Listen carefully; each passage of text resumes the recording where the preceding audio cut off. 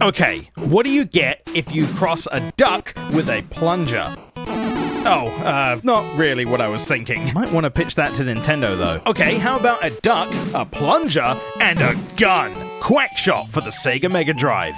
I mean, that makes sense to me. I have this game on a combo cart alongside Castle of Illusion starring Mickey Mouse. Not actually sure if this one is mine though. I strongly remember having a standalone cartridge, so I can only think that I might have accidentally traded with a friend, which doesn't make sense considering I already have Castle of Illusion. Just sounds like a bad deal for him. Released in December 1991 and was developed and published by Sega. In this adventure, you control Donald Duck trying to find a hidden ancient treasure, following a map all across the world seeking clues to its location. And I'm sure I'm not the only one that gets massive Indiana Jones vibes from this. It's most likely the outfit, definitely the outfit. All they're missing is a whip, but then I guess that might be a little too close. Nah, we can't use a whip, too obvious.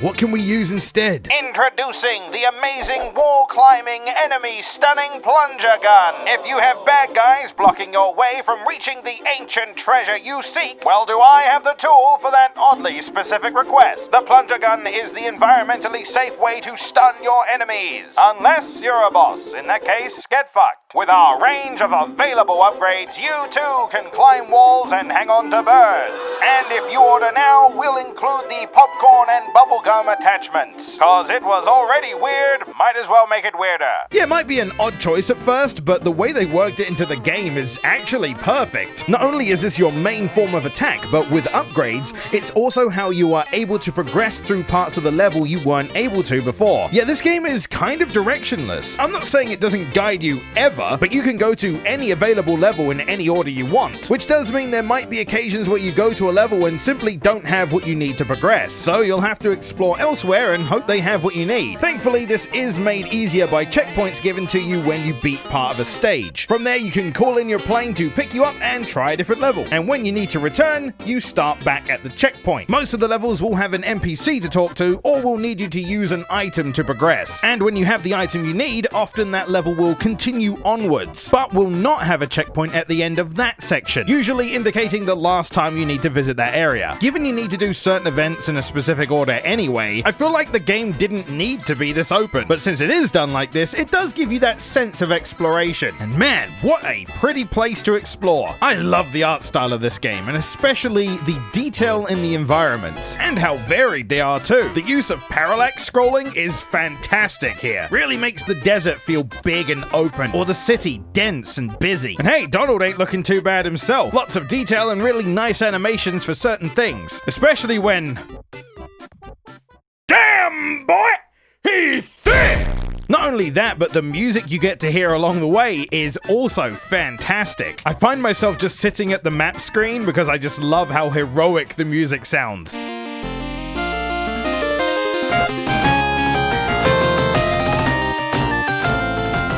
I can't think of a track that I don't like in this game. My favorite has to be the song in Transylvania. It's got that goofy yet kind of eerie vibe to it, but I'd say the whole soundtrack is definitely worth a listen. Well, we'll get to hear it as we go on this grand adventure. Let's see what this game has in store for us. It all starts with Donald finding a book in Scrooge's study, containing information on an ancient treasure as well as a map on where to find it. Donald then proceeds to grab his nephews and go on a journey. Apparently, Pete and the gang were spying on them though. Kind of creepy. Also, does this count as a DuckTales game? Because if so... Oh, do you hear it? Get ready! Life is like a...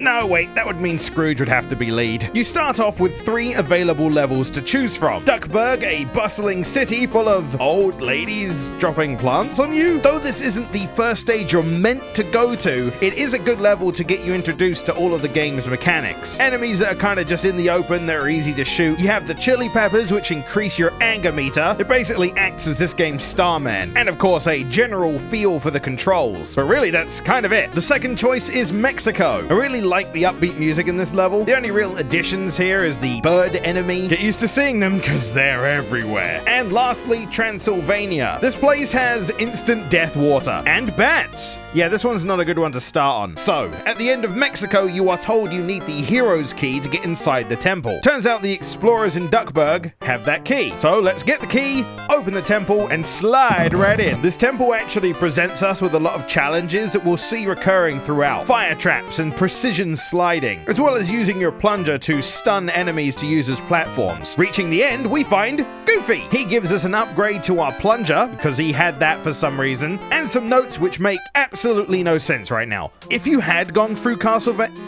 I said Castlevania. If you had gone through Transylvania, you'd know you can't progress without some upgrade. I didn't actually get footage of that because I knew I needed it, so just imagine I'm doing it right now. So the only other place is Duckburg. The upgrade Goofy gave us allows us to climb walls. You climb over some tall buildings, and then you're presented with like an on-rails bit. We then get the bubblegum upgrade. This allows us to break bricks. Yeah, logic is lost on that one. I don't get it. Not gonna lie, as a kid, I didn't like this level because it was a bit too spoopy for me. And of course, adult me looks back and I'm like, why? The over-the-top, cartoony, creepy vibe is the whole reason why I love this stage now. Also has a section which reminds me of something, but I can't quite put my finger on it. So we fight Dracula at the end. Or Duckula? I mean, it's not Disney. It's technically a thing, though. Defeating them, you obtain the real map, containing 4 more levels for you to explore. We have the Maharaja, a pretty standard level up until the halfway point. The only new enemy it introduces stuns you with music and sends their snake after you. Egypt, which is just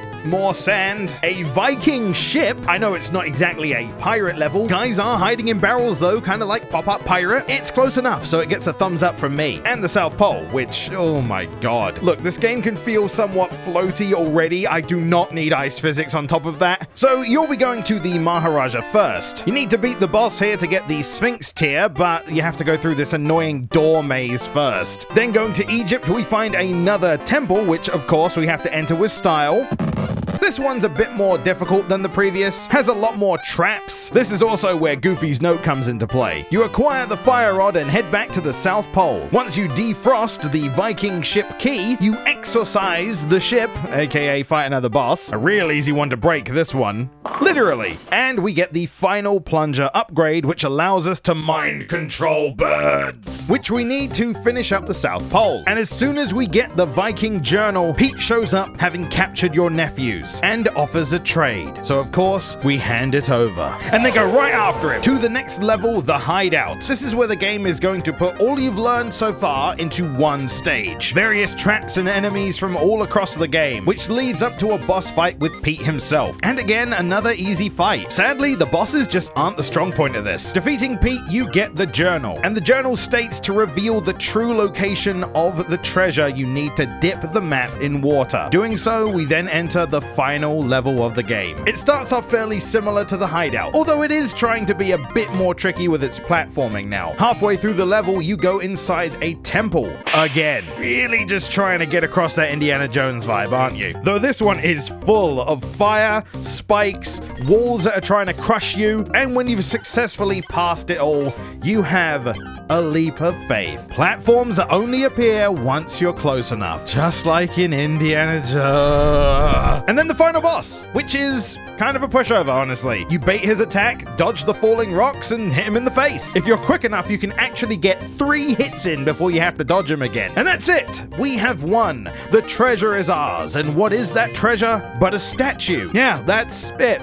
A statue. A disappointed Donald returns home to a very angry duck. But just then, the nephews drop the statue, revealing a hidden necklace. Overjoyed with her new gift, she basically just doesn't kill him. So that's like a win, really. As it seems to be the trend with games I grew up with, I never beat this as a kid. It's becoming a habit that I've beaten games that I didn't beat back then for pixelated memories, so I guess it's just another one to that list. But all of my memories of it are positive. I'm pretty sure the only negative things I have to say all have to do with the controls. They can feel a little floaty, almost like you're in low gravity the entire way through. And maybe hitting precise things with the plunger can be a little annoying, but that just takes some getting used to. The playing time's only going to run you about an hour and a half, though that is depending on how well you get used to the floatiness and the difficulty because of that. The game isn't exactly hard, though I would like boss hitboxes to be slightly bigger, and you get infinite continues anyway. Losing a life restarts the room,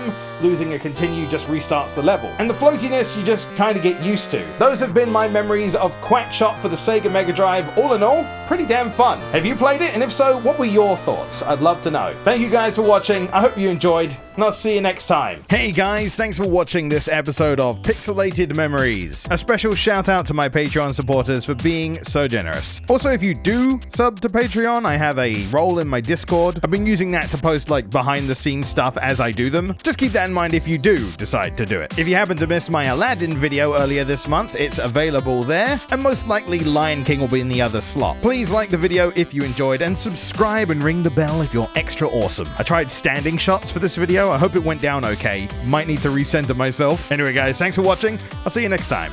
Bye!